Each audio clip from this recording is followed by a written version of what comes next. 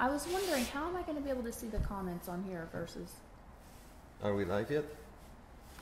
I think we should be live. Oh, you already started it. We are live. We are live. Hello, everybody. Good evening. Welcome. How are you guys tonight? Thank you for joining. Whoever's with us. No one yet, but a lot of people will be in a moment, video probably. Play interrupted. That's not good. And it's just black. Really? Mm-hmm. That I don't know. So you It says you are live. The internet can totally see you now. Oh. There we are. Told you. But what? This is not happening right now. That happened earlier. Oh. You're not here. That's when you told her to go get you coffee. Terrible quality too. So this is not it. What the hell? Okay, I think we're live, but I don't have any confirmation of it.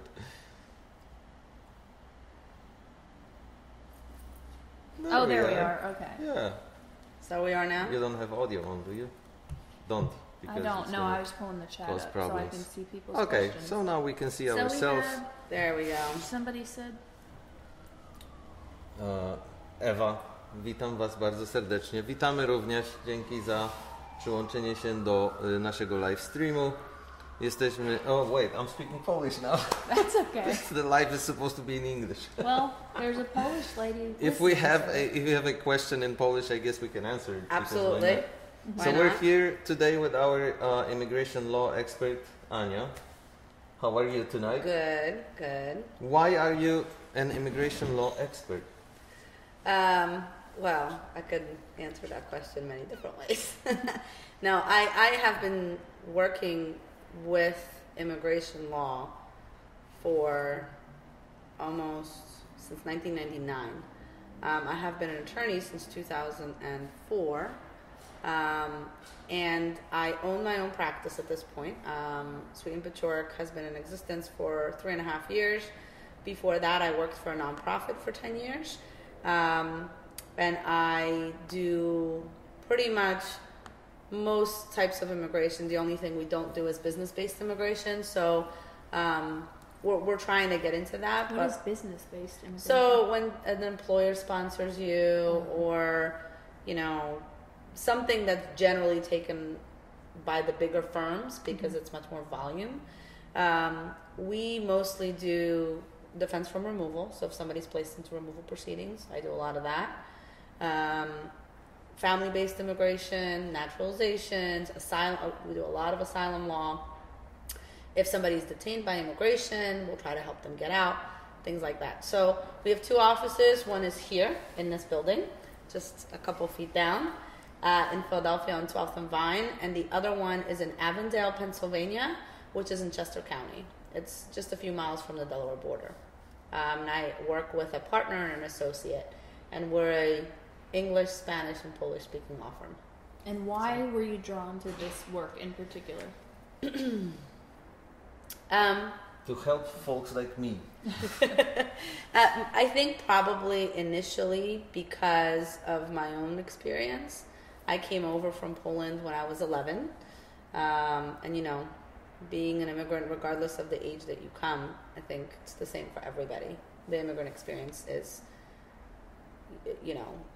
it's different for people, but it's as an experience is very similar. People have similar experiences. So being from a situation where I myself, my family and I needed an attorney to get our status to a point where it was legal status, I felt like I could understand a lot of people that were going through the same issues, and probably be more sympathetic and do it, kind of in a way that I knew would come off better. Not only sympathetic, empathetic, because you completely feel what these people are feeling. Oh, absolutely. I've been there, right? I know what it's like to be undocumented. And actually, if I was very lucky because I got my legal status at a time when a lot of the laws were different. So if the law had changed a little bit earlier, I would have been a DACA kid right now. So, kind of crazy, right? I see that we have some interruptions with the live feed, so sorry for that. When we tested the Wi-Fi here, it was pretty good, so I don't know where the problems are coming from. Hopefully this was the only one. He says okay now. Also, market 44, 444, market 444 said, mikrofon troszkę wam szumi, that your mic is a little noisy, so I have no idea what's going on with the mic, why it would be noisy. We also tested this before and everything was perfect on the test video, so let's just hope this was something temporary related to this slow Wi-Fi. I wish I could just pause this and not be streaming it because I'm using the Wi-Fi to stream this. Don't Can worry I do about that? it. So anyway, why are we doing this tonight? Because there's been a lot of confusion, we feel like, recently about immigration cases, and the current administration is cracking down on illegal immigrants, sending a lot of people home, deporting a lot of people, and a lot of these cases are brutal because families get separated. Like this case that was on TV, that has been on TV for the past few days, of Jorge Garcia. I just have to interrupt real quick because they said there's lots of static. And remember the last time we had cell phones? Oh, so cell phones. We need to turn our cell phones like, away. At least on like airplane mode or something because it interferes somehow. Or at least cell phones away from the mics. So Michael Roberts, hopefully that helps with the static some. Maybe put mine over there too. Oh, we'll just put it over here. And this should make it better. Sorry for that, guys. We're still learning. Life is a everyday learning process. It's all good, as long as we get people's questions answered. Back to that case I mentioned, Jorge Garcia. Very dramatic, very unfortunate, very sad because now he has been deported, and we decided to do this live because he's not the only one. Obviously, there's a lot of people in a similar situation that this is happening to, and reactions that we see online, some people say, you know, he had 30 years to get legal. I'm sure he could have done something. I'm sure he could have done it the legal way. Why didn't he? So the reality of the situation is you know, we know from initial conversations with you, is a little more complex than people assume. So shed some light on that. I know you did some research about that case. Yes, so that particular case, in terms of facts, and I want to, you know, with a disclaimer that I don't know the case inside and out. Exactly. So from what I understand, it was a man from Mexico who had come over as a child when he was 10 years old, came over with his parents, came through the border, and was here this entire time.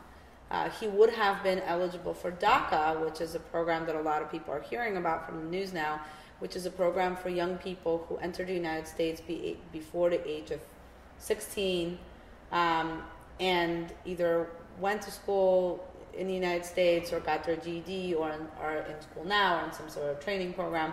But you have to be under a certain age in order to apply for DACA. Unfortunately, he was over that age. So it sets parameters, right? For not only do you have to come to the United States as a child, and that's one of the selling points that's sympathetic, because most people that have DACA are people that are really, in almost every respect, American, right? Except for their citizenship.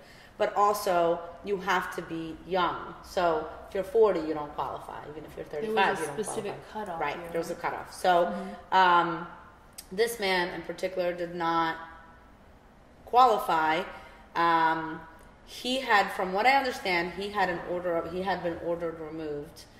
He filed an application. So how do you get the order of removal? Because so I mean, we could talk about this in different ways. I think that maybe the best way to start this conversation is talk about that line. You know, that line that people talk about. Why don't you just wait your turn in line?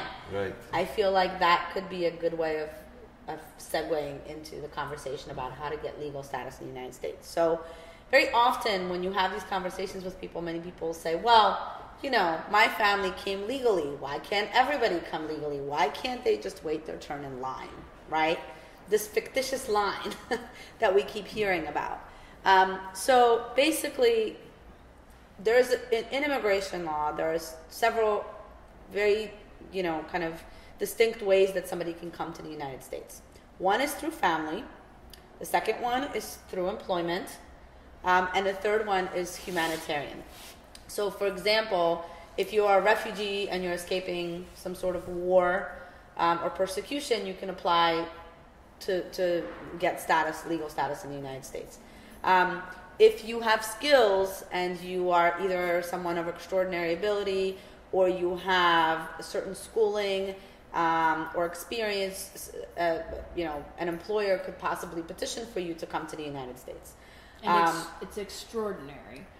So most of the time, you either have to have extraordinary ability, you have to have a lot of money to invest, you have to have higher education, or you have to have many, many, many years of experience. And even with all of that, the employer, when they hire you, has to show that they cannot employ someone here. So they have to go through a process where they advertise the position and nobody else of the same qualifications is able to fill that position.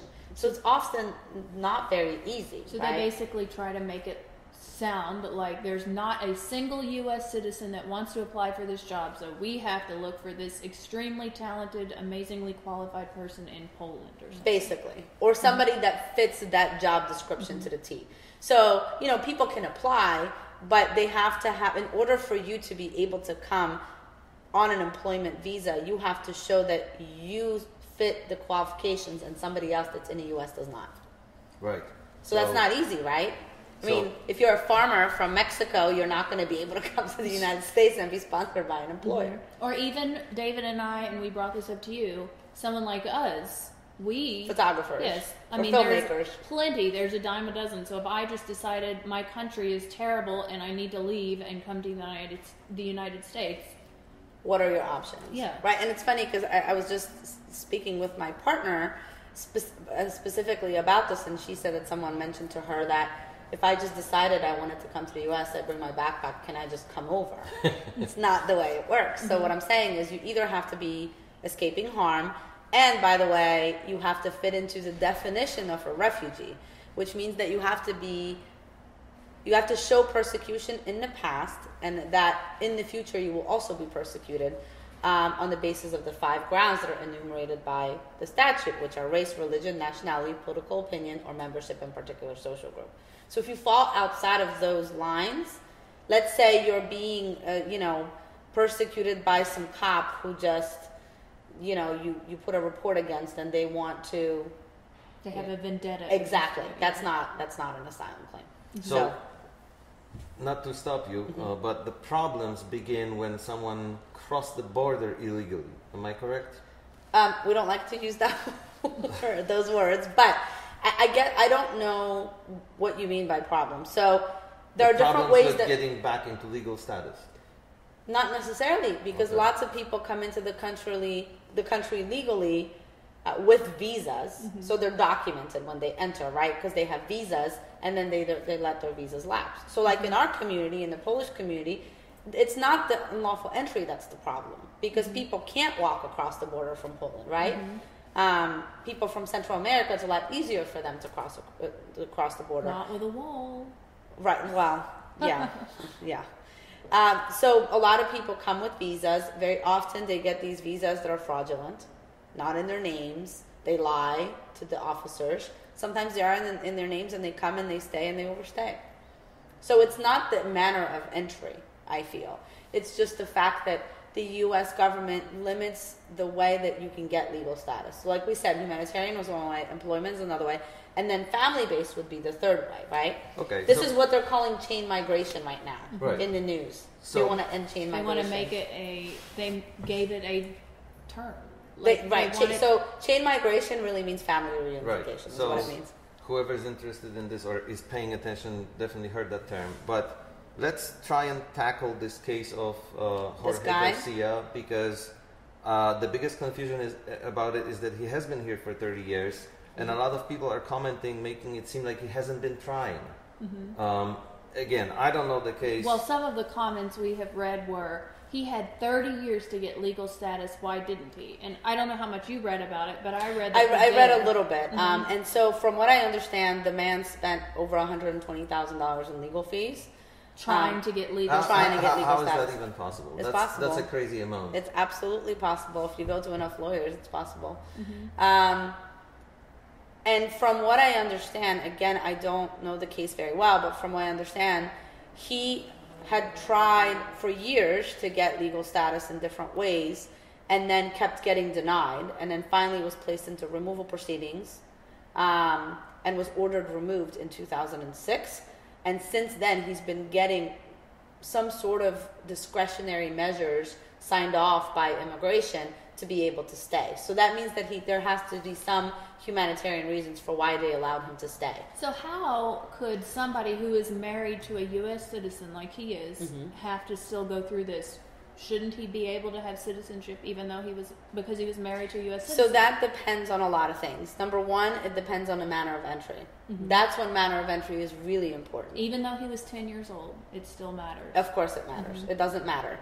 The law differentiates between fraud for children. So they say that if you're a child under the age of 16, you are not capable of formulating judgments. Well, you're not able to have the requisite mental state for fraud. So you can't lie about your citizenship status because you're too young for that.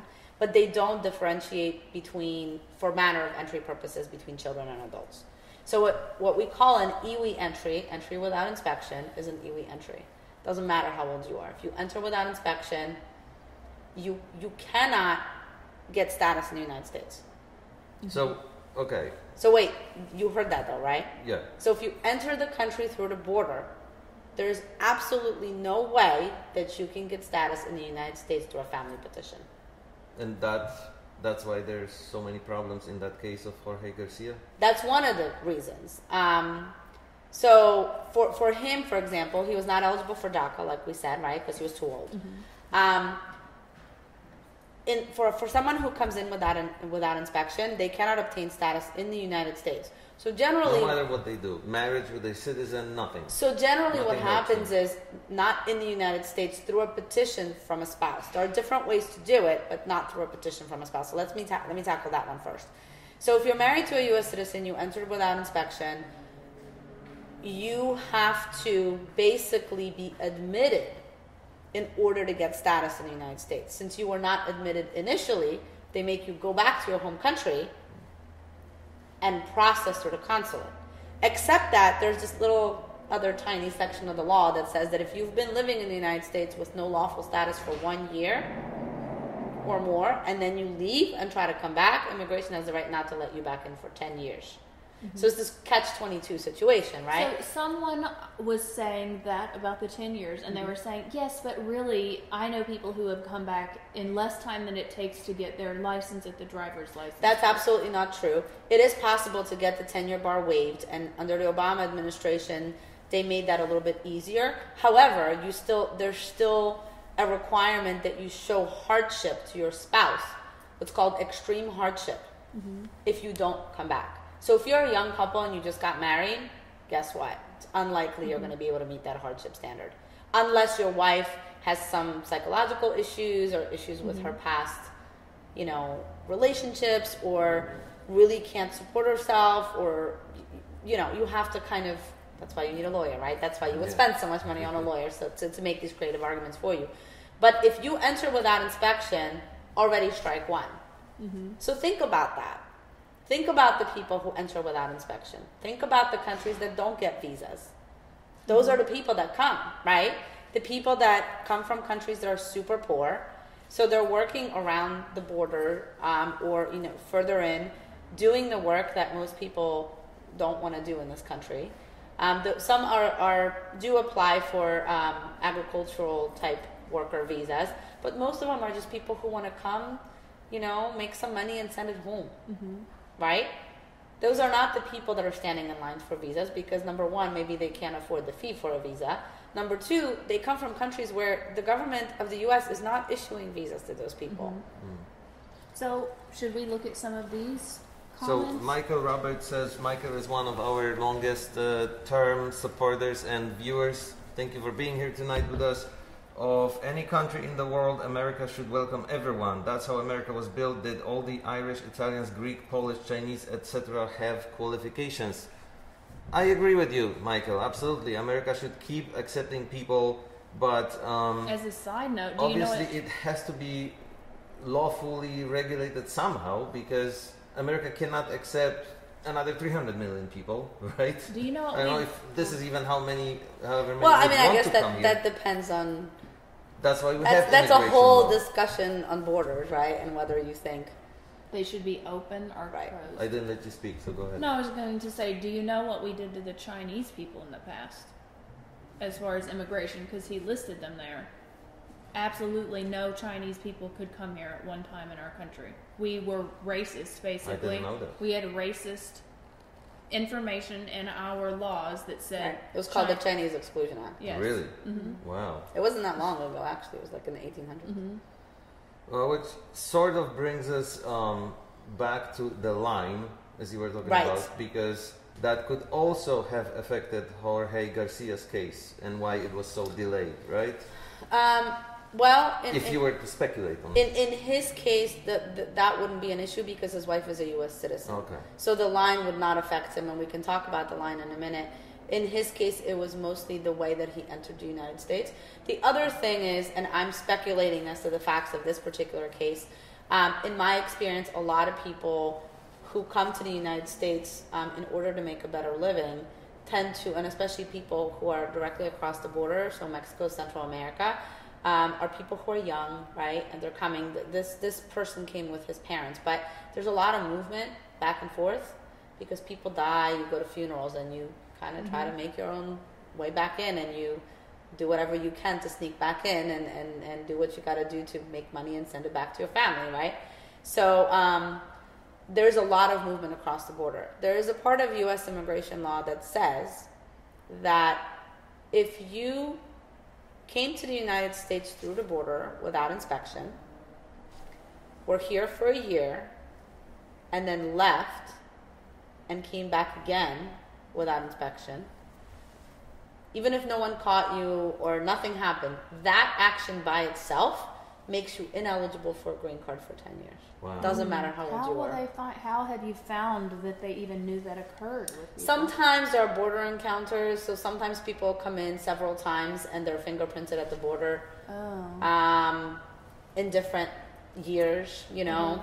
And also, you know, if a client comes to me and tells me this, I can't lie about it. Of course. So you're like, be careful what you say. Well, No, I mean, that's too late then. at that point it's too late. Yeah. Exactly. Once they tell me, I can't say, don't say that, you know.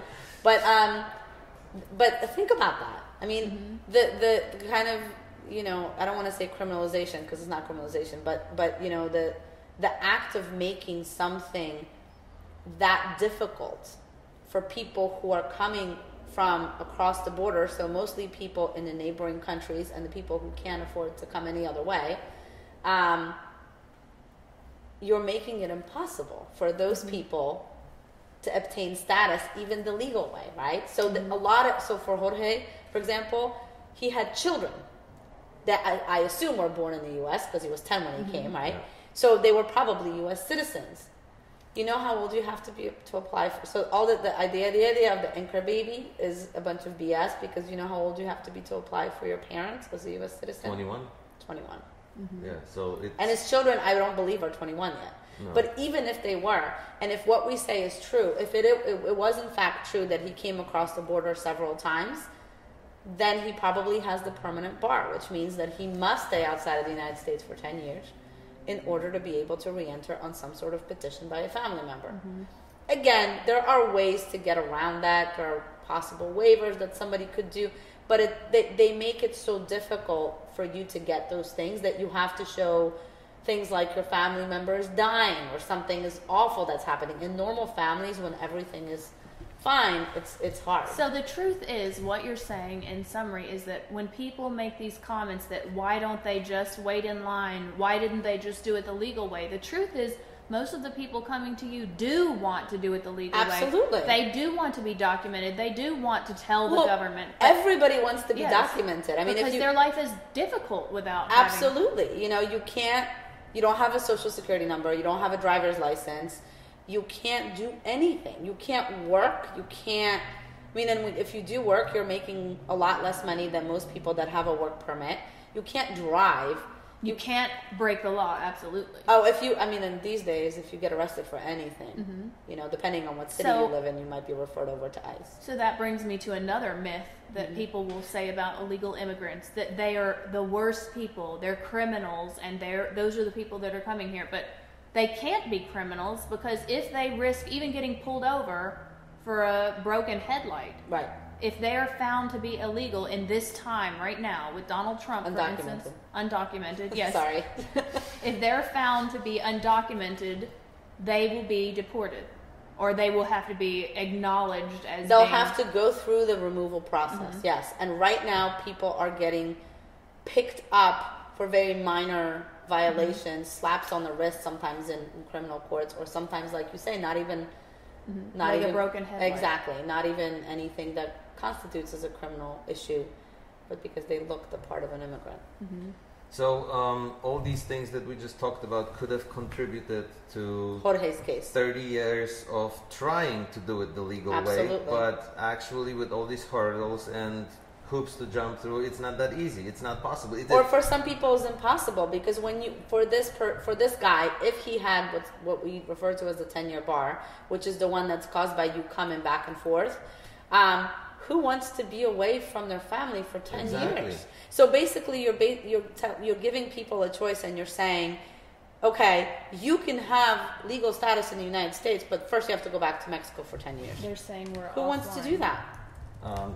It must be temporary, because everything's good on this end, So we should definitely pay attention to some of these comments right now. Like, what are they saying? We have a lot of comments. Yeah. So you should pay attention. I've been So while you're looking at the comments, let me talk a little bit more about the line that we started to talk about. Please. Okay. So as we were saying, there are preference categories for people who come to the United States. If you are a spouse, child under 21, or parent of a U.S. citizen, there's no line for you. You can get a green card. There's a visa immediately available for you. Does not mean that you get a green card the next day. It sometimes takes over a year, but that means that there's no hurdles for you to be able to. As long as you entered the country. As long as you entered the country legally. Yes. Even what if you entered the country legally, but then you're overstayed? Yes. It's okay. If you overstayed, or if you worked without any documents, you're still okay. It's the manner of entry that's really important. As long as you enter the country with a visa, you're fine. And the problem is that a lot of these countries will not be issued visas. Right. So that's why they're coming over illegally and not being documented. Right. Not illegally. Without inspection. Undocumented. Yes. So people come over without inspection, right? Yeah. And then they're undocumented. But so if let's just put aside the people who come in without inspection and just look at the line. So if you're a spouse, child, or parent of a U.S. citizen, there's no line for you, right? So that's number one. So we're thinking, let's say you have a spouse in your home country and you want to bring them over. There's no line, right? They come pretty quick. Year and a half, that person should be here. Anybody else gets put into a preference category system. So there is 4 different preference categories. One of them is split into an A and B, so there's really 5, right? The first one is unmarried children of U.S. citizens who are over 21. Second preference is split into 2, spouses and children under 21 of permanent residents. And 2B is unmarried sons and daughters of permanent residents. Third preference is married children of U.S. citizens. And fourth preference is siblings. So based on, and also the other thing is, there are country of chargeability. So most countries fit into one kind of like a mix, but there are certain countries that if you are from those countries, you will be waiting much longer. For example, Philippines, India, Were you guys even China, aware of that? Because I Mexico. had no idea that something like this exists. There was actually a question in the stream here by Alicia. Roke. It was right here. Is there any country that has an immigration policy that works And If she means like more replied, ideal. I doubt it, but some work better than others. What would be ideal? Well, there is no ideal. Ideal would be fair to everyone and just what country in has a more general way. But Well, I mean, I guess it depends on kind of stretching your mind a little bit to the idea of immigration policy and whether it works, right? Europe has moved towards a united continent where they believe that maybe going borderless is a better way to go. So it's just a matter of whether you think that some of these countries that you consider underdeveloped or that we consider underdeveloped have things to add to No, them. wait a minute. I Wait know, a minute. I There's a love- different term for that now. But don't you love how Those are shithole countries. You're such Our president said so. you use such better grammar than our president. I try. Thank you. That's a compliment. So, I mean, to answer that question, I don't know if there are any countries where immigration policies work, right? I mean, I think that in my view, all of this talk of immigration and migration and refugee status, who you let in, how many refugees you let in from what countries, comes down to the issue of do you want to have borders surrounding your country and what that means for you. So to build the wall. And whether walls are needed, right? So if you take the position that you want to be a nation of borders, where you want to have people within your own kind of circle, then these issues come up. And so I don't know of any country that has a perfect immigration system, but I think that something that recognizes family reunification, something that recognizes the fact that people will be coming from places where they deserve to be protected. Which is, I think, why President Obama was working hard to prevent cases like Jorge Garcias from happening, where families get broken up. Well, I don't know what an ideal immigration system would be, but I know the one where we're separating families like that, tearing families apart that have been together for 30 years or 20 years or whatever it was in that case, it's just not right. There has to be some other way.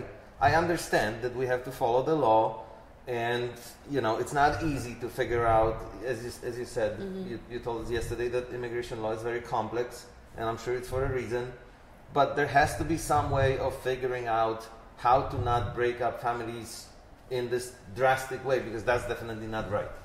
by the way, the person that asked the question was Alicia Rosh, which is a friend of mine. Oh, okay.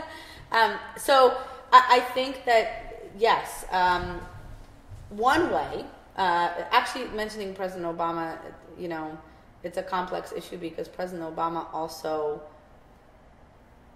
did some things that were harmful to the immigration system. President Obama deported lots of people. They said more than Bush, right? Yeah.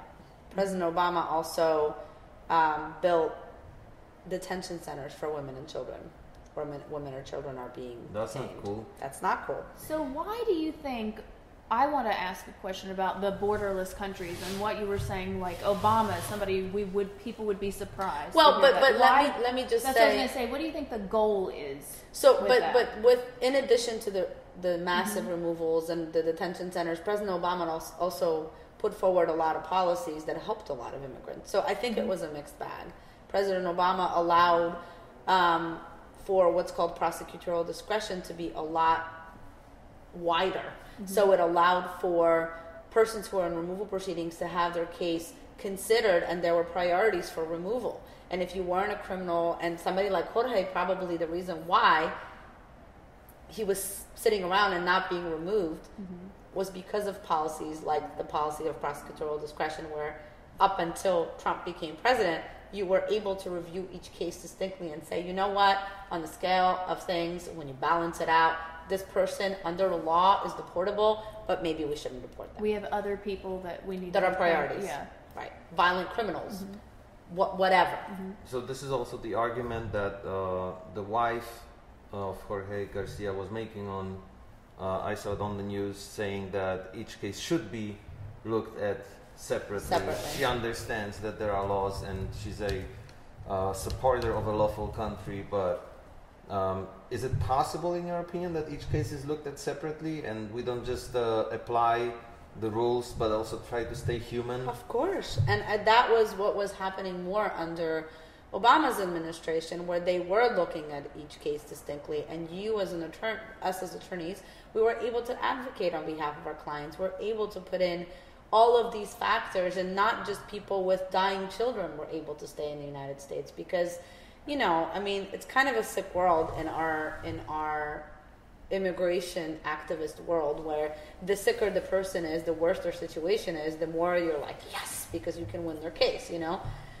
So things like length of residence in the United States, lack of criminal record, payment of taxes, you know, those things should be looked at, and they were looked at before. Whereas now you need a whole lot more than just that. So I have a question. Why did this change? Because no actual policies have been put in place. It's just his voice telling people go after them now? It's the policies that are enforced by immigration agencies such as ICE.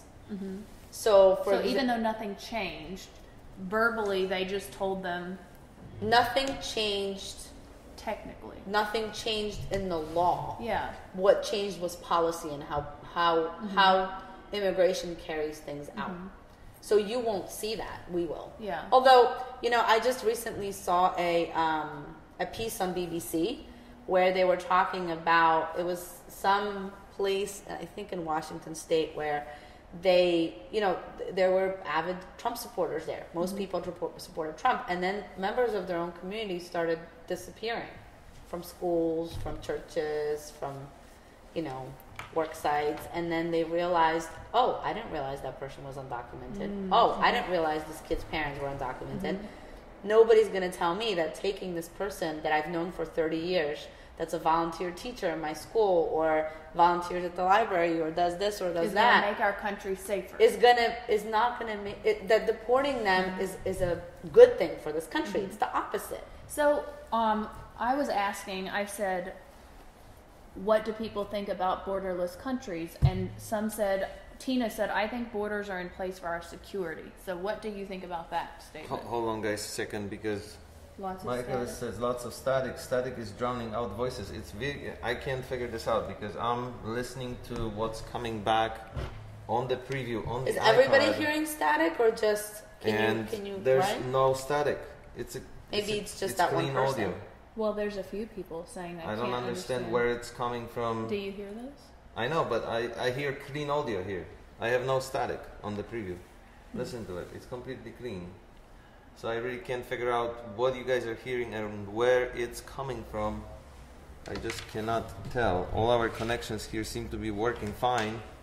And the audio coming back, it's not audio. It seems to be momentarily coming out of here. I'm listening to the audio that actually comes back through the internet, and it's clear. So I hear static, but I can understand you very clear. So it seems to be different for different people. I have no idea where the static is coming from. But there's no way to replace this audio later. Well, they're saying good. But Tina says lots of static. I cannot figure it out. I just don't know. It's funny because my husband just wrote a post that says that, you know, European Union exists with, you know, nationalistic I was going to ask views. who Jorge Paciorek is and if it is your husband, because it's the same last name. It is. So I mean, and that kind of goes to your question. We're kind of ignoring him so far, so welcome. Thank you for being here with us. That goes to the question of security, I guess. I mean, people are starting, in the European Union specifically, people are starting to rebel against this idea of welcoming everybody, and there's a lot of nationalistic views. Because you said before that Europe decided to be an open border society, and then... So maybe we should do that, right? I'm not saying that that's the right way to go. I'm just saying that that's something to think about. In terms of security, I mean, I don't know what that means exactly, because, you know... Well, I think it probably goes to that statement that Mexican criminals, for instance, are coming here. Those are the people that are coming here. But I feel like, as we spoke about earlier, that they can't be criminals. Of course, some of them are breaking the law. That's just the certain percentage of every... But I don't understand. I mean, I guess my confusion about that question is... so would this become a mecca for criminals for some reason? I just don't get it. Like, why would the laws not apply. Like if somebody came here and broke the law, right, then they would be punished for it. So I don't understand what that has to do with security. I mean, but terrorist is a whole separate thing, and you don't need borders for terrorists, as we know, right? Because they operate completely not based on geographical locations, but everything is, these days, everything is, you know, online and like all this different, you know, there's different ways for terrorists to operate. And I mean, yeah, okay, so September 11th still happened, terrorist attacks still happen. I'm not sure that you know. I'm with you on this. I don't think terrorists are affected by border security. Obviously, their operation is highly illegal. It's not undocumented. It's very illegal. And the other thing is if they want to cause harm, they'll find a way to get into the country they want to attack. And the other thing is, if you're going to have borders and you're going to evaluate who should come in and who shouldn't come in, then maybe, you know, having a system where, you know, you're valuing certain people over others because of what they look like or their skin color or their education level or their poverty isn't the way to go, right? Because we found out many people, when I worked at the nonprofit, I worked for the Nationality Service Center, I met many people that were stateless their entire lives until they got citizenship in the U.S. They had no country. They were kicked around from place to place. And they had no citizenship until they came here. And many of them, some of them didn't even know what a doorknob was when they came, because they were in refugee camps for, you know, and they got their citizenship, and they're probably at this point, because of the fact that they're, you know, that they know what it's like on the other side, they're probably the most devoted patriots in the United States that you can find. I've said that to David, that to me, Republicans, for instance, because I came from a Republican family, they believe that you need to work hard, pull yourself up by your bootstraps, and get yourself out of a bad situation. And with that mentality in mind, doesn't that mean that these people are the exact epitome of everything that they admire in people? You would think so. They are people who are pulling themselves up by their bootstraps. They're in a bad situation, and they know, I can make myself better, I can make my family better, I can get out of this if I leave this country and go work hard in America. America is a land of opportunity. So that's when the idea of, you know, color and race comes in, right? I mean, we just had our president make a comment that he would prefer people from Norway than from other countries. It's I mean, I laugh, it's not funny, but it's a little ridiculous that a man his age who is supposed to be the president. That we could say about a man his age. But so, you know, I mean, so that works into it as well. And I mean, you know, a lot of times people say, oh, people throw race into the mix, like everything is about race.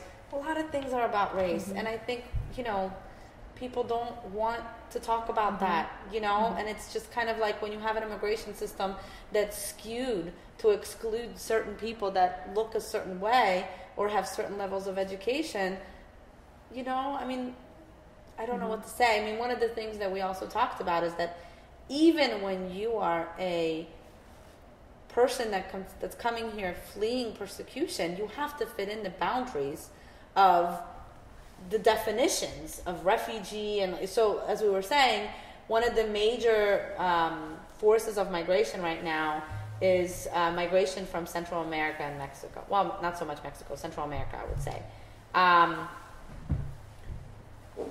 A lot of people that were coming over in the recent years were children, and now it's women and children. A lot of women and children. And the reason for that is that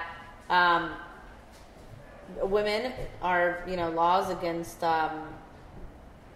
laws protecting women are not there. The rise of femicide in these countries is like ridiculous. I mean, more women have died in the past 20 years in these three countries than you would have in a war. It's crazy for no reason, just because they're women. They're being targeted specifically because they're women. Same thing with these kids. They're being targeted by gangs for recruitment. The gangs are growing bigger. I mean, they have such a huge problem over there with that. And the gender-based asylum cases are moving in the right direction, but it is only that a few years ago, a court recognized that someone who is a woman that is living in a relationship with a man that could be considered her husband, that controls her and treats her as property, should be able to get asylum. That's only within the last couple of years. And children who are, you know, recruited by gangs or targeted by gangs are not seen as a protected group for asylum purposes. Well, I have a question. So Tina said that there's no static now. So if there is still no static, it must have been that microphone that David is replacing. But Tina said not just illegals from Mexico, but illegals from any country that come here internationally do harm and damage to us in the United States. And But what damage and harm? So let's speaking of terrorists, people who are entering the country, hate Americans, and want to harm us illegally. So let's just pretend that that's true. My thought behind this always was, if you really don't want those people here, people are going to come here illegally, no matter what, right? As long as things are as restrictive as they are. They're going to find a way to get here. Well, people come here if the economy continues to be what it is, right? Because people are not coming for any other reason but try to not be poor. So my thought behind that is, if you truly want to make America safe from people who are criminals and coming here illegally with a nasty motive, then you make it easier for people who are good to come here, for people to document themselves and say, I'm from Mexico and you can check my background and there's nothing wrong with me. That way these people know that if they pull somebody over, if a cop pulls somebody over for a broken tail light, he already has told the government that he's here, because then he knows he's not going to be deported. But if you make it easier for people who have good intentions to come here, then those people who are criminals, who do plan to do harm, who did come here purposely, not wanting us to know of their existence, would stick out like a sore thumb. Right. We would see them a lot more easier. But now they're flooded and they're hidden in the masses. Millions of the people who are trying to hide. Yes. Right. So it would make so much more sense to me to make it easier for people. I agree. That would be great. So to me, Tina, that would be the answer to your question. I believe the way to prevent criminals is to make it easier for people to get into our country. But also, go ahead. I'm sorry. Also, I think that a lot of people have misconceptions about the fact that people come here to do this country harm, because misconceptions. That's what we're fighting tonight. That's right. I think that yes, there are people who want to do harm to people that live here because they hate our way of life and they hate, but a lot of it is just like banged into our heads that this is the way it is, But if you actually look at the numbers... If you look at the numbers, it's immigrants who really make this country flourish. Even in Philadelphia, you go to any restaurant. I always laugh at this because all of my Latino friends know how to make every other type of cuisine except their own. I mean, if you go to any restaurant in Philadelphia, the kitchen staff is mostly people who are not American. Yeah. And I mean, I'm not trying to make generalizations here, but very often a lot of those people are not documented. There's a movement that started in Philadelphia by also a restaurant owner who herself is undocumented. I don't know if you guys ever heard of South Philly Barbacoa, but the part owner of that business... Barbacoa? Mm-hmm. Oh, I've heard of that, yeah. Part owner of that business is... Barbacoa? You've never heard of it? Is Mexican and undocumented and apologetic about that. And, she and her husband started a movement that kind of tries to protect the restaurant workers and make sure that they are paid what they need to get paid and they're treated the right way, even if they don't have the proper documentation to work, because who's going to do their job? Shelley actually says people refuse to recognize that the majority of harm done in 2017 was done by U.S. citizens, domestic terrorism, which is correct. It's sad, but there's so much talk about terrorists and terrorism on the media, and if you look at the actual statistics... Well, instead of concentrating on keeping people out and spending millions of dollars on that, maybe we should take the guns off the streets. Right. Don't you think that would be a little easier? It would definitely help if the access to guns was more difficult than it is, but we know how strongly the NRA and the Republican Party is opposing any regulation, so this is not going to be easy if it ever happens. But I mean, we started with the idea that for people who don't know the immigration system, the idea that why don't people just get legal? And it's I guess what we're saying is that it's very difficult for most people. Your husband just said, from my cold dead hands. You have to have a conversation with him tonight. He's joking. You know what's funny about what we just Not said? getting dinner tonight. What we just said, statistics-wise, and people wanting to be safe in our country because they're afraid of illegal immigrants, undocumented citizens, coming and harming us.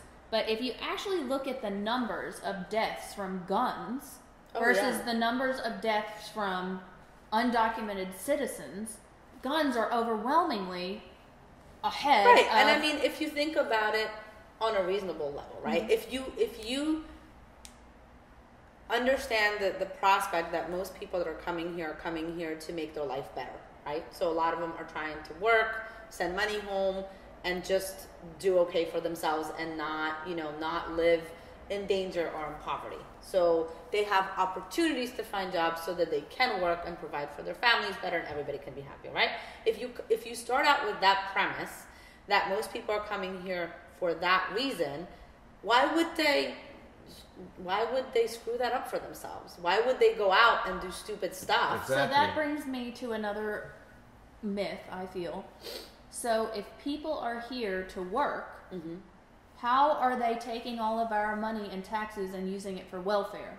Because that's another thing people say. Not, okay, so that whole thing is not even possible. So people who are not, in order to apply for welfare, you have to show that you are documented. You can't get welfare if you have no documents. So this is an absolute myth. Yes. So unless you're using someone else's documents in some way, you can't apply. So in reality, another assumption abolished. Good. So in reality, what you're saying is many undocumented citizens come here, they pay taxes, right, and they are not getting anything out of it. Exactly. Because they can't. They're not allowed. So here is a myth that is often perpetuated. Very often people are adding to our social, our social security income is being in large part increased. I mean, I will tell you that when people do come here, that's why this idea of anchor babies angers people, because they say, well, then they're kids. Well, people who are born here are citizens, right? So, those kids then become eligible for welfare, and the mother who's pregnant becomes eligible for WIC, so she can get prenatal care, right? But those children are U.S. citizens. So I just want to make clear that often people kind of mix, their kids go to schools here. Yes. I mean, very often the kids are citizens, so they use the benefits of the system. That it is true that kids come here and they're undocumented and they go to schools, so they're kind of using the public school system to their advantage in some way. That is true. However, like you were saying, these are people that are adding in our communities to the things that are already happening. Most of them are paying taxes. They know that in order for something to happen, or if something happens in the future, paying taxes is important.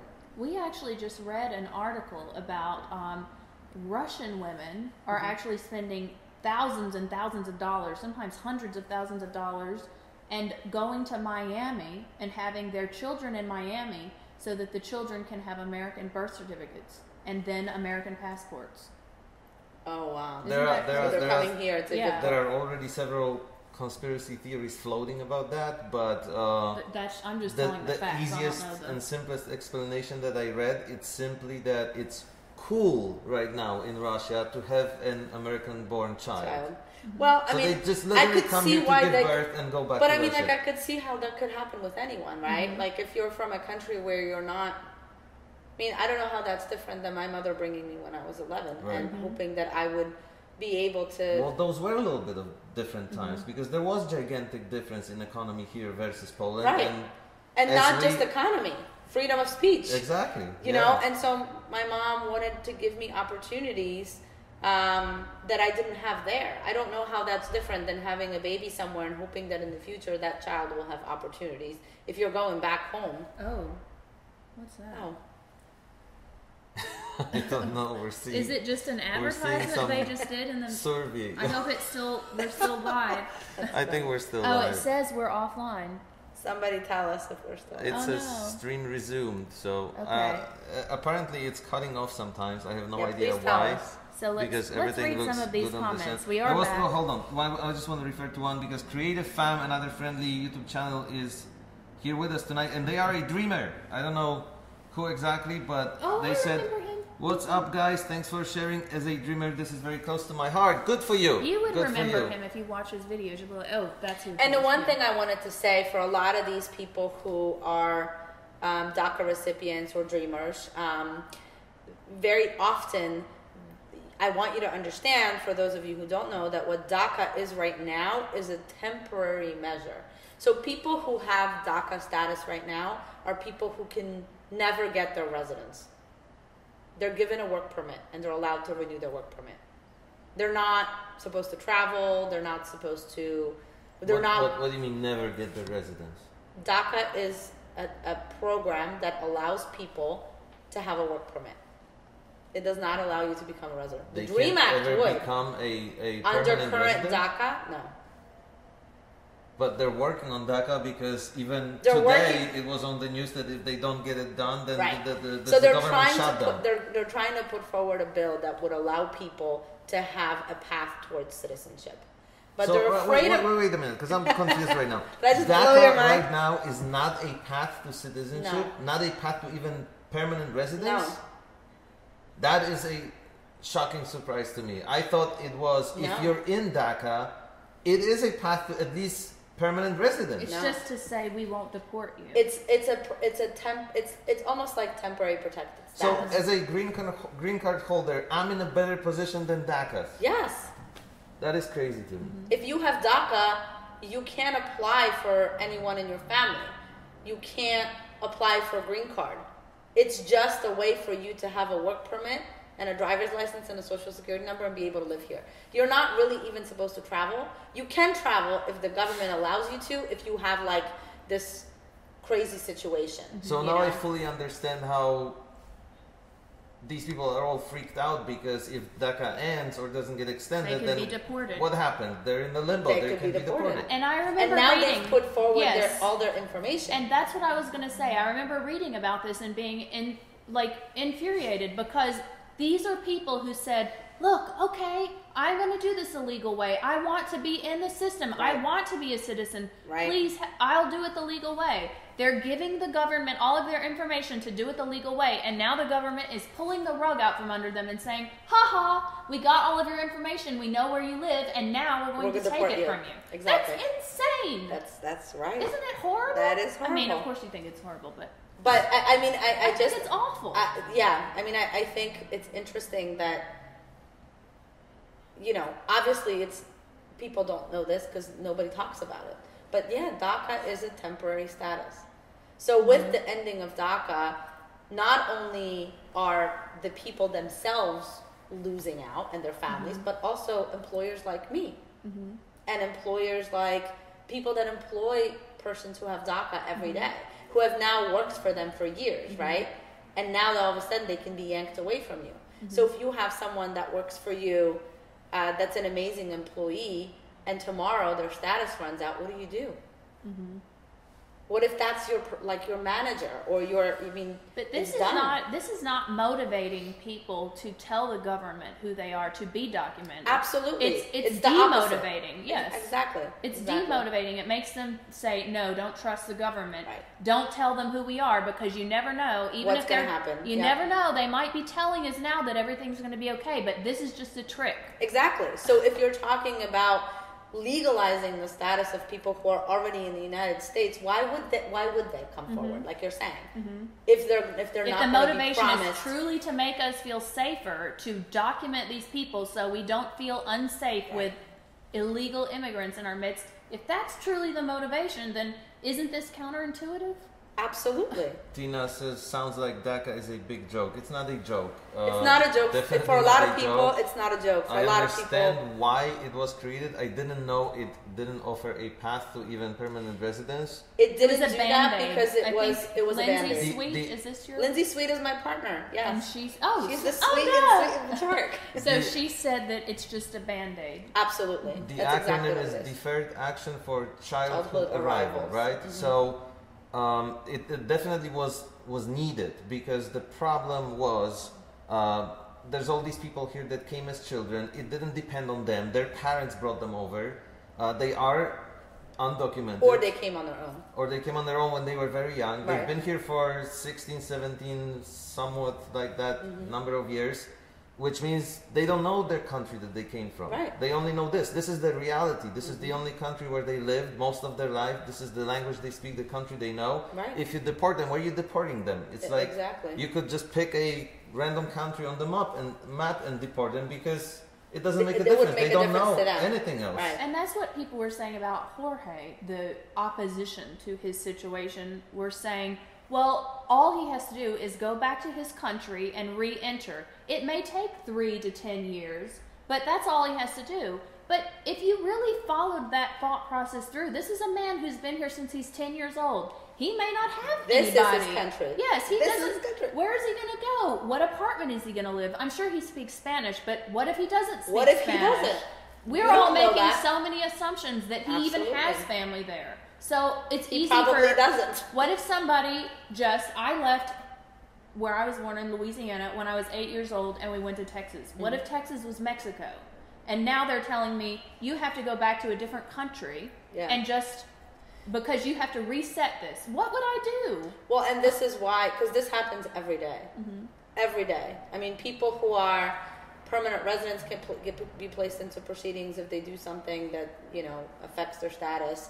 And we have cases sometimes where people have lived here, like you said, their entire lives, and they're being removed to a country they don't know, and they have to start over. And, there was, for a long time, this was a big thing for a lot of countries where there was a refugee population, and then children were being born here, or the children that were coming over as refugees were growing up here, were getting into like fights, and then they formed gangs against all the other kids that were picking on them, and then all of a sudden they would end up with these criminal records, and then everybody started getting sent back, and people that were living here since they were 3 years old were all of a sudden ending up over there, and they were like, what are we doing?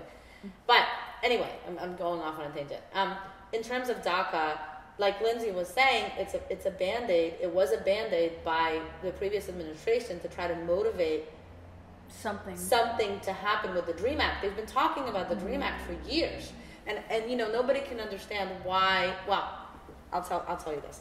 Most people can't understand what the motivation would be for not passing a DREAM Act, because this is such a sympathetic group of people. And this is where the idea of chain migration comes in. Because remember that if you give people status, they then become eligible to file for their families. And the fear of all of a sudden, all of these people who are unlawfully here becoming documented is scary for some reason. Because they believe it will be a bridge and then half of a village will come over through that one person. Or they're already here, but now you're making them here, you're making their status legal. And so the idea that like one person could apply for a family of 12 is just, it's too many people. I think your husband is really hungry because he keeps screaming Vietnamese.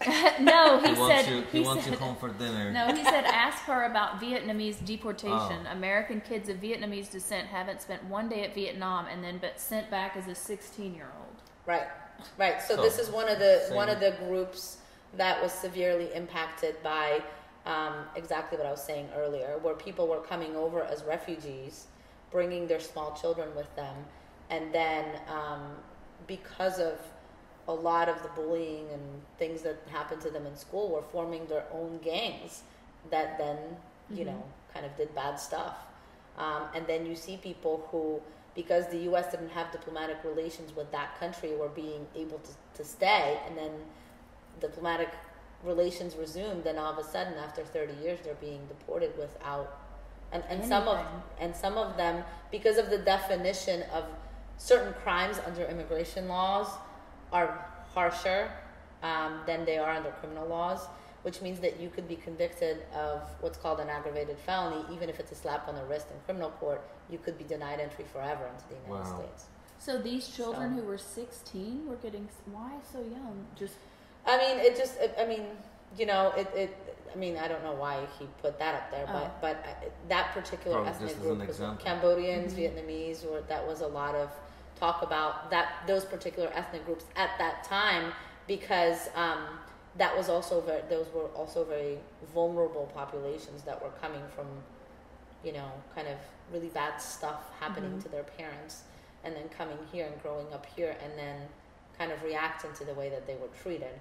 So, you know, obviously this is a bigger issue, because the better we treat our people, the less this is going to be an issue. But as we talked about yesterday, immigration, anytime you talk about immigration issues, it becomes very political. We had a conversation about the Cuban Adjustment Act yesterday, remember? Yes. So the Cuban Adjustment Act, Getting ready for tonight. something most people don't know, is an act which allows, if you are Cuban and if you just get to U.S. soil and you can prove that you're Cuban and you live here for 1 year, you can apply for a green card simply on that basis. So that's also crazy, the other way. Isn't it? Yeah. Yeah. I mean, how is that fair? It's We not. just said that there is no perfect ideal system, but this is not a step towards making it fairer. Well, this is the very kind of...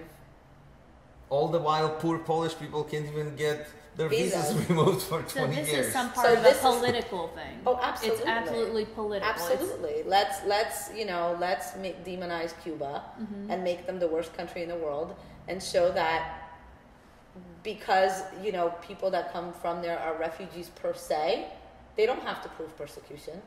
If you're, you know, if you're Cuban, but if you're from Syria these days, you can't do that.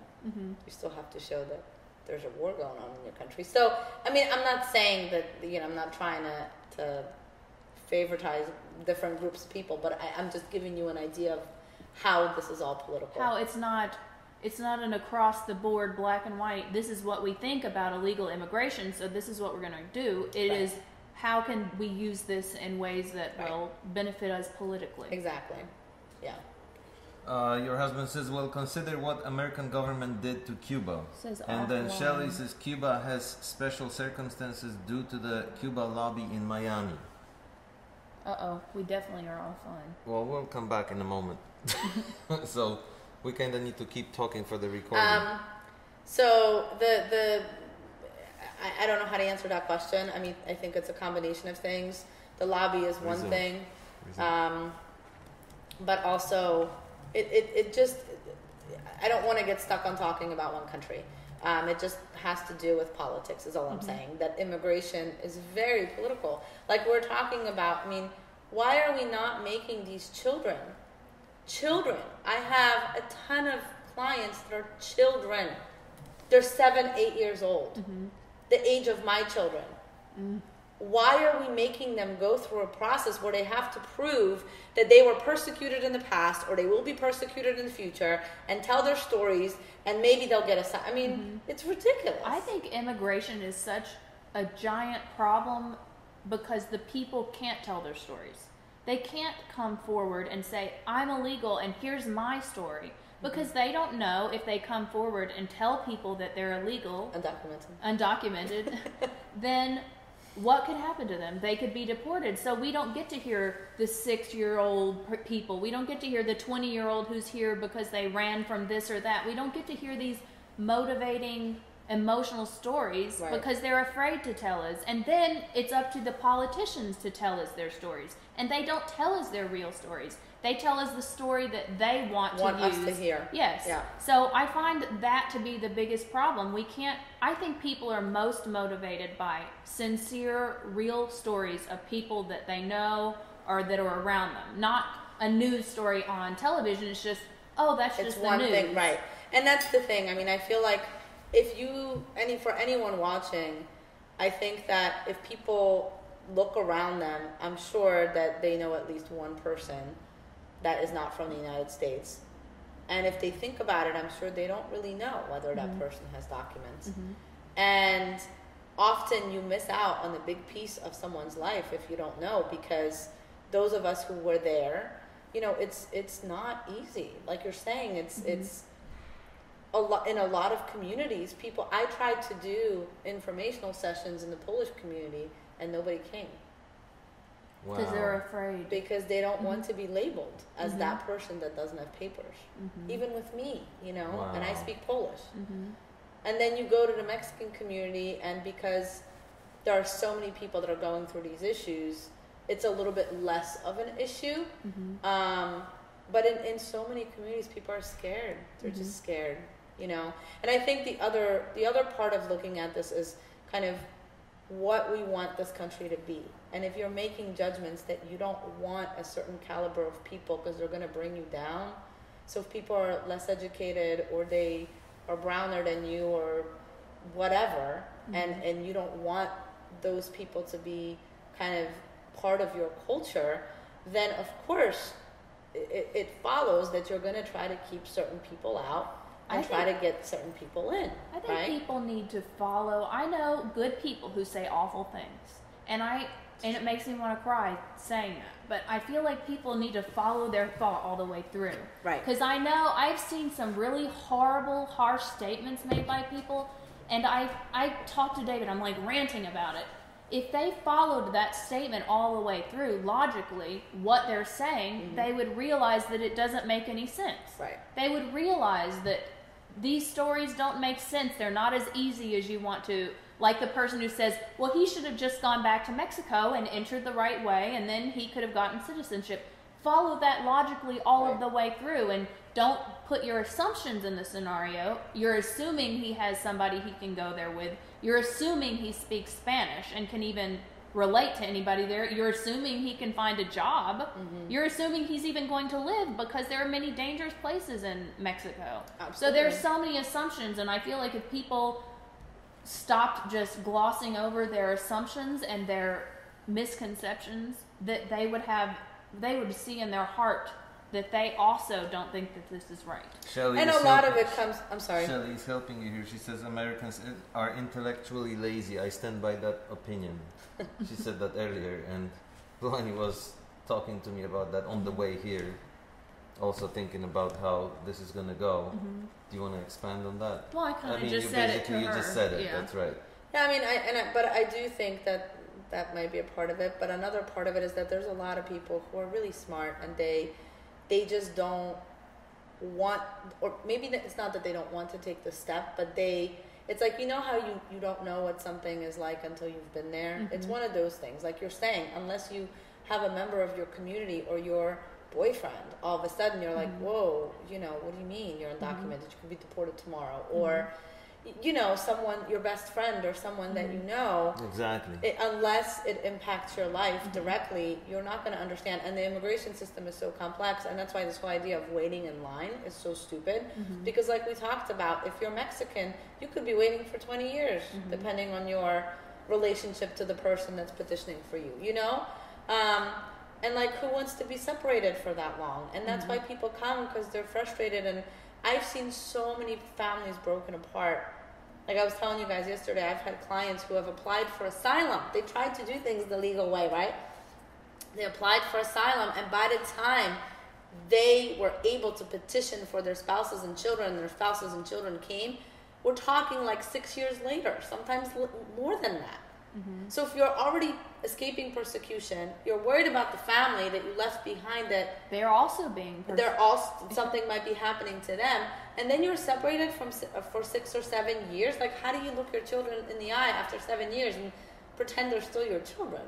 You know, and your spouse after 7. So very often the families come and the parents end up breaking up because, like, what kind? I mean, you 7 don't know years that later, person. You've lived separately. so you know the idea of doing things the legal way sounds good, but it's not feasible in many circumstances. So I think that if people thought about how to fix that part of it, and I don't have answers to that, you know, that are not complex, and we would have to get into, well, we would have to get into, you know, immigration law and all of that. It's going to be boring for people. But, you know, I think that, like you're saying, I mean, I think that if we just think about who we want to live around, who we want our neighbors to be, and if we face the fact that the system right now is very racist, sexist, and unfair to most people that come here, then maybe, you know, something could change. But until people hold the idea that, oh, we have to, you know, protect the borders because the terrorists are going to start flowing in, I mean, you know, you're not going to get anywhere with that line of argument. So not Tina, a correct statement. Asked earlier, where are the parents of those children that you were mentioning earlier, that you have 6-year-old clients? Oh, that's a loaded question with a loaded answer. So picture you're living in a country where regardless of what you do, you cannot provide your children with food. Mm-hmm. Right? So you have to make a decision. To stay and let them starve, or do you go somewhere and make some money? Mm-hmm. So often parents leave their kids with someone that they think they can trust. Very often that is heartbreaking too, for But different see, reasons. that in and of itself, that statement you just said, that imagine you're a parent in a country and you can't feed your children. Mm-hmm. And people are saying, no, we don't want these people here. So it's easy to sit here and say, we don't want people here from this country because we have enough to take care of ourselves. But you tell me, if you're a loving mother and you love your child, I mean, most women love their children. If you were in a situation that you knew you could just get here and finally feed your child and make a better life for them, are you just going to say, oh no, I'm not going to do that because it's just illegal? Or you're going to sit here and let your child starve to death. Right. And these are real situations. Oh, this is not a bleeding heart story that you're just trying to say. No, this is what happens. Yeah. I mean, this is what happens in most of these situations. So a lot of parents leave their children behind with family members, and then they work their butts off here and they send money home. Mm-hmm. And very often, when they get to a point where they have enough money, they can help bring their children here. Mm-hmm. Sometimes the children don't wait and just come on their own. So often parents get calls from the border saying, hey, I have your child here.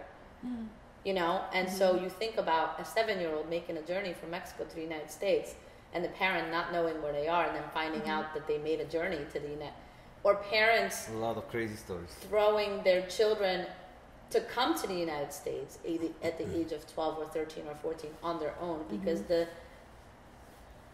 other side of it is being recruited by a gang, and you know, we all know what that means. Forcibly. If you're a woman, it means one thing for you. If you're a man, it means another thing for you. I mean, you know, there are women in El Salvador who are forced to get on a bus and go to jails and become comfort women for the gang members in jails. There are girls who can't walk around the street because they're assaulted every single day. You know, my husband and I just watched a piece on BBC the other day saying that in El Salvador, abortion is illegal, regardless of how you got pregnant. So if you try to abort a baby, even after you were raped, you can be thrown in jail for 40 years. Isn't that crazy?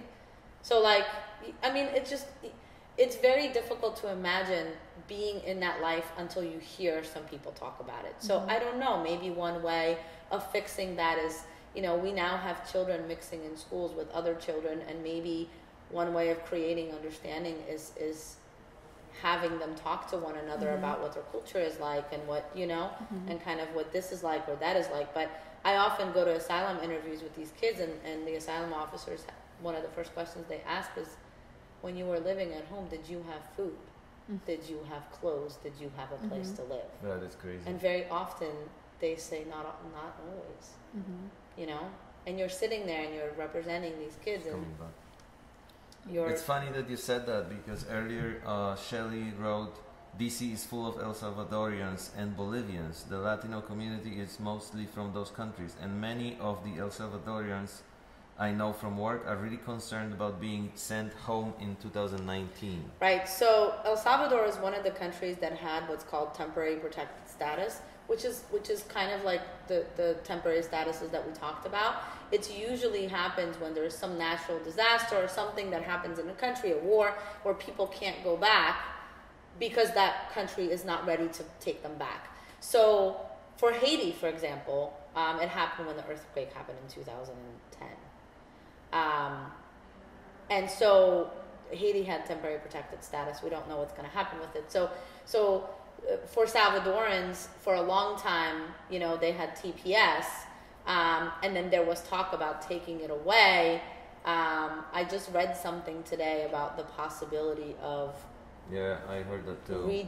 Re-registering regardless of that. So I think that there has been some strides today that were made, but I don't, you know, I'm not fully informed on that. But the reason why she would be concerned was because before today, they were trying to take that temporary protected status away from Salvadorans who had it since the early 90s when an earthquake happened there. And they just renewed it every year because the country took a long time to get to a certain place. And then also, you know, there's a long history between U.S. and El Salvador. I know, and Haiti as well. There's a long history of our hand and why their country is like it is. And I think that is a part of the intellectual laziness that Shelley was saying, for instance. Right. You can't just say, why do we want these people from Haiti here? You have to look at the long history of why is their country like that? Is it really all their fault? What did we have to do? People don't care. They don't. I mean, I think that if you're going to have this discussion with people, going down that road is like saying, you know, somebody who's racist saying it's always about being black or about being Latino, whatever. That's always the issue. It's the same thing they're going to say to you about this, right? So I think the bigger issue is trying to figure out how you can make people seem familiar. So like that's why I thought this piece I was telling you about, where people saw members of their who they considered members of their community just disappearing because ICE would show up at their workplace and just pick them up and they would deport them, you know? Like the recent raids to 7-Eleven. And you know, like right now, when Trump was elected and people were scared, one of the places of most concern were schools, because teachers and educators were worried about what would happen to these children. Nobody's going to ask them. They're going to just snatch their parent. So there was this movement to kind of try to get parents to do some sort of guardianship, sign guardianship for people who have status. But, I mean, think about that, you know, that you could be at work and you could be taken away and that's it. And, like, as an educator, you have to think about letting ICE into the building, have access to, you know, it's just it's a lot of things that you have to consider. Meredith said, I have friends that ask me what I would do, and it hit me in the gut. And I think she's talking about that comment about the mother who can't feed her children. And it's exactly what you said, that people need to hear real stories. Right. And they need to face that idea. Right. What if this was you? Because I feel like that's how you should live your life. What if this was me? What would I want to have happen?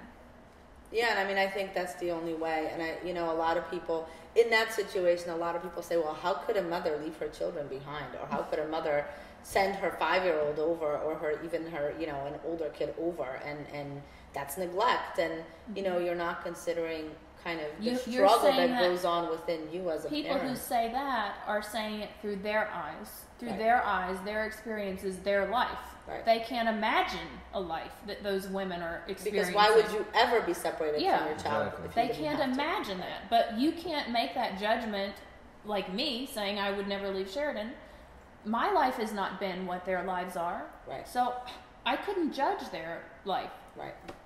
But again, it's what Shelley said, intellectual laziness. You have to care enough about this without making a rash decision to go through that in your head. And I feel like if you just think about the basics, I mean, people are risking their lives every single day to come here.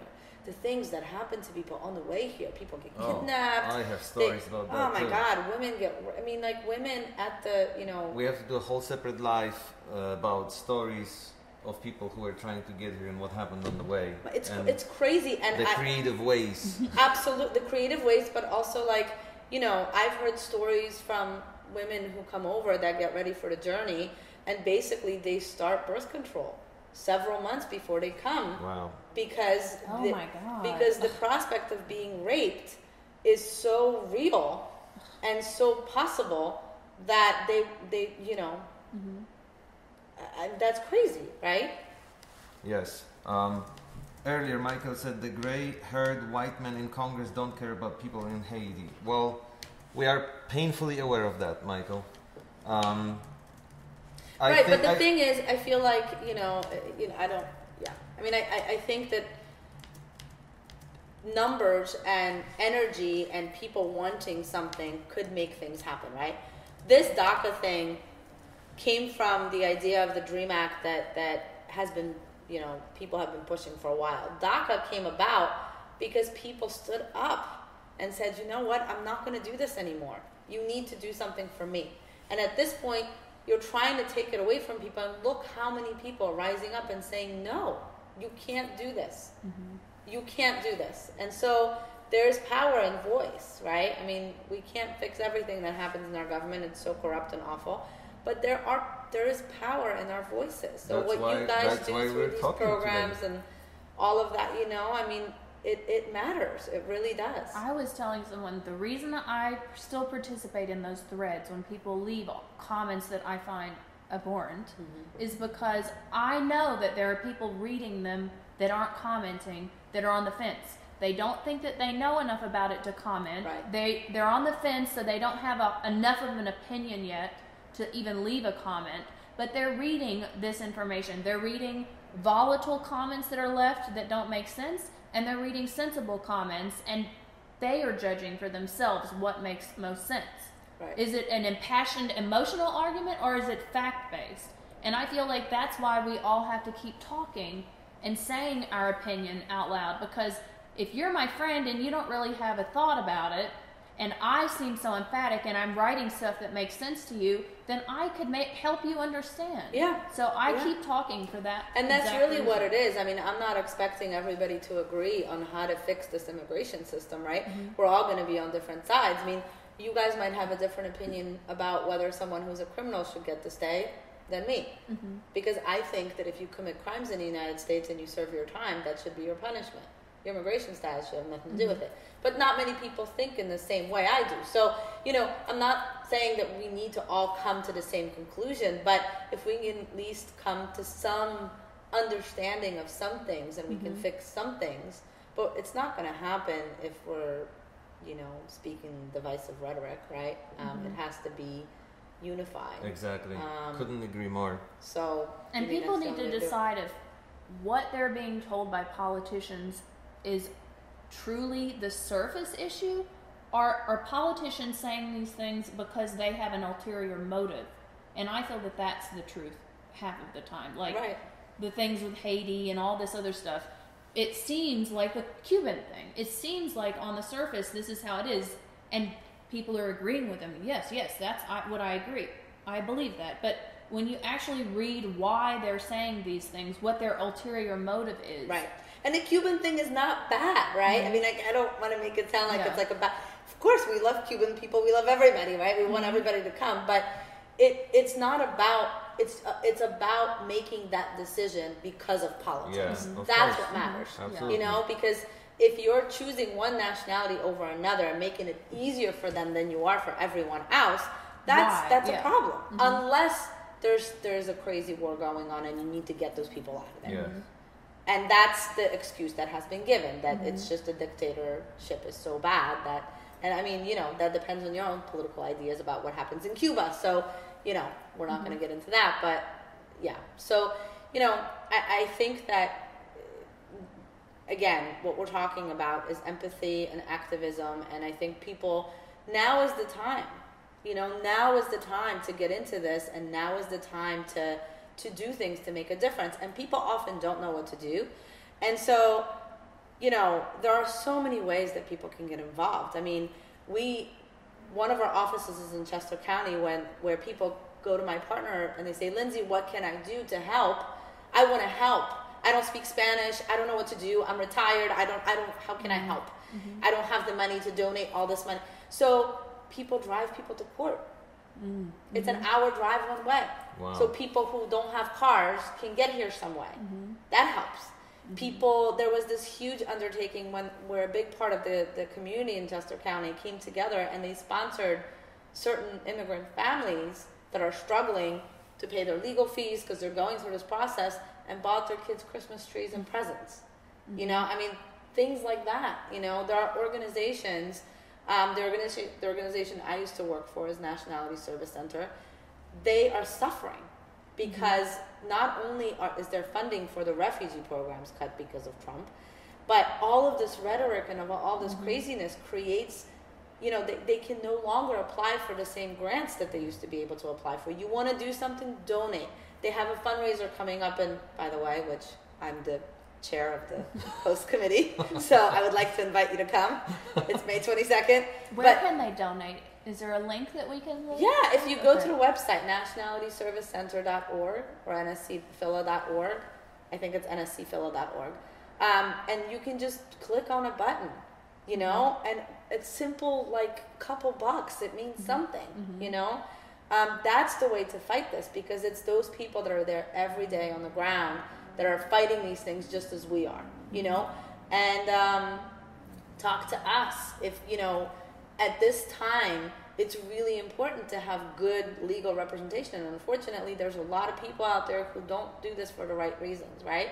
So there are organizations like the American Immigration Lawyers Association and other organizations. The nonprofits that I mentioned are places that you can go to find out if they can't help you. They'll give you a list of attorneys that they know are good, that they can trust, that they can send you to.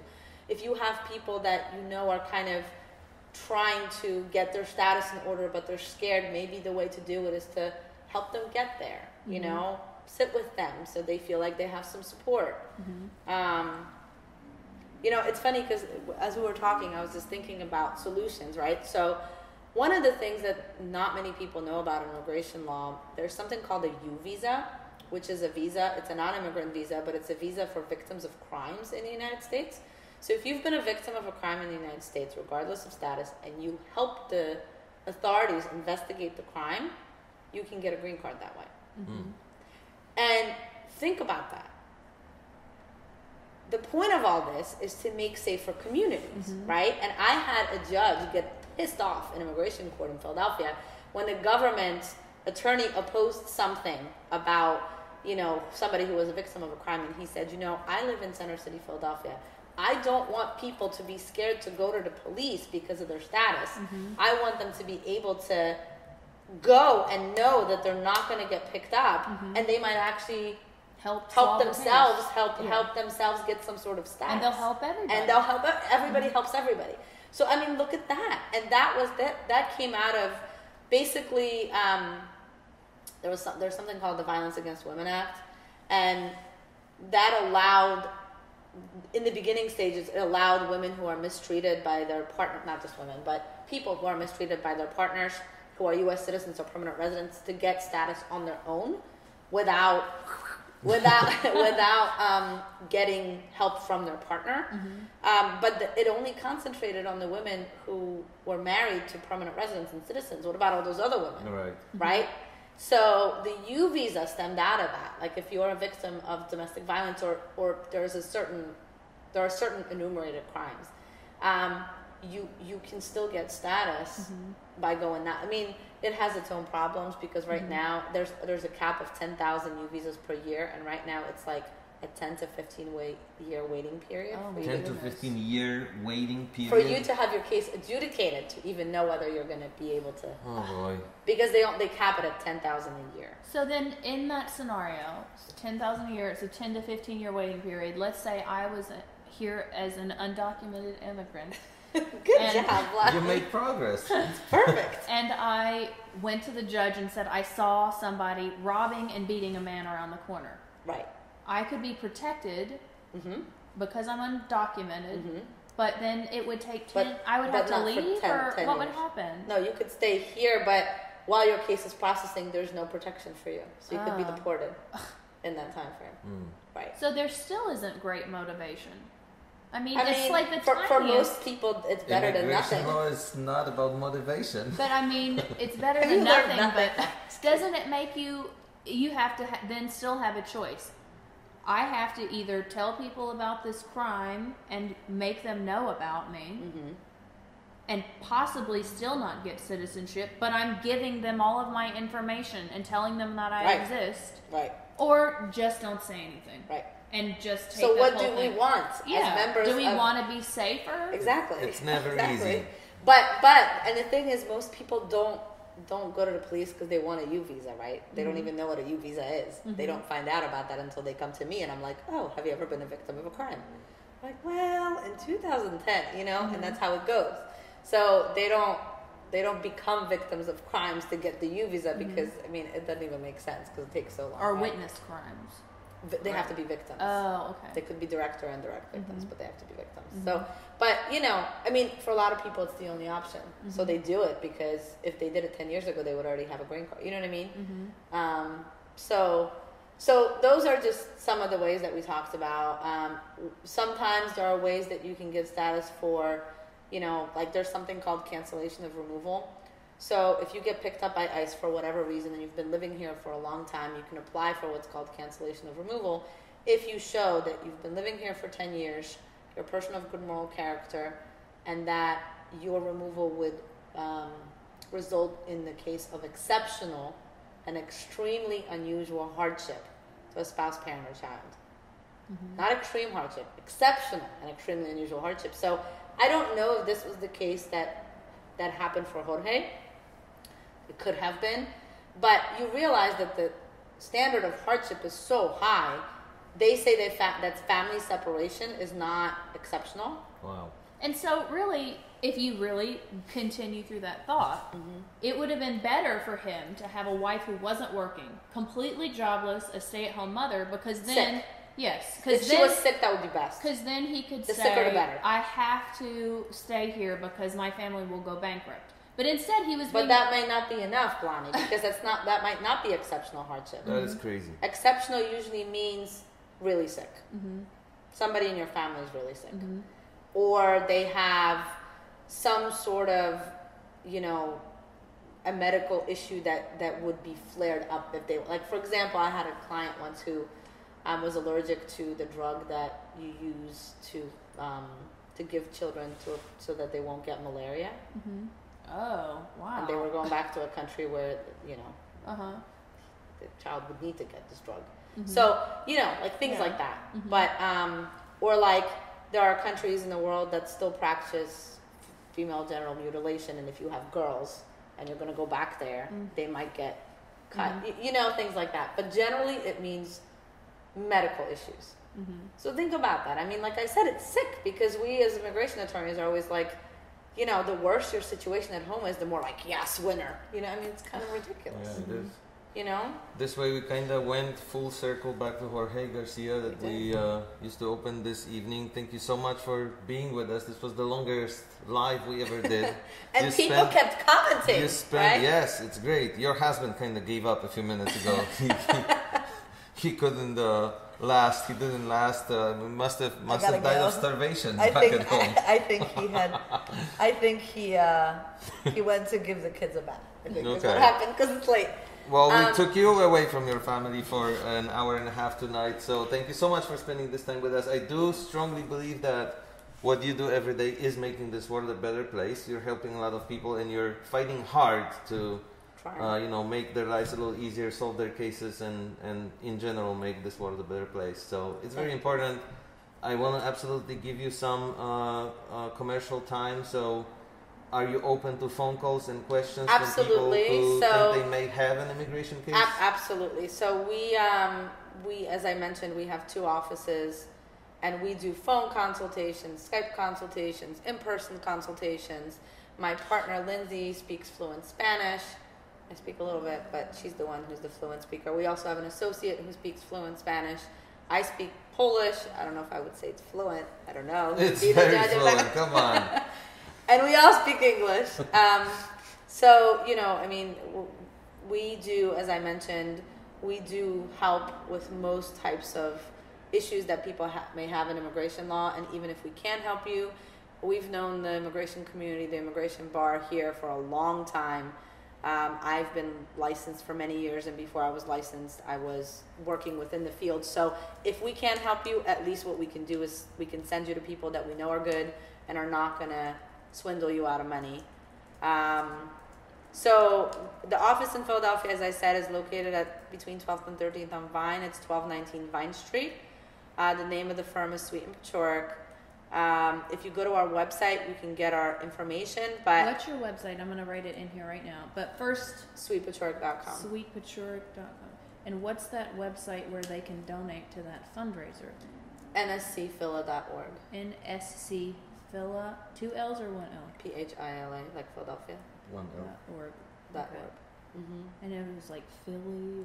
Yeah, so if you want more information about that, they have a great fundraiser that they do every year, which I am involved with. It's called May 22nd. May 22nd.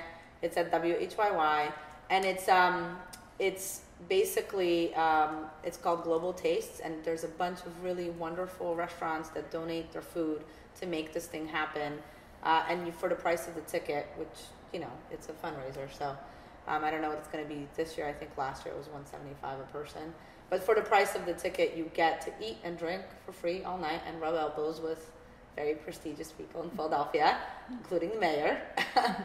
This year, our honoree is the city solicitor general, who himself is also an immigrant, and his family was actually resettled by Nationality Service Center when he was a kid from the Congo. So, I if you want more information about that, it's an awesome event. I highly, highly recommend it.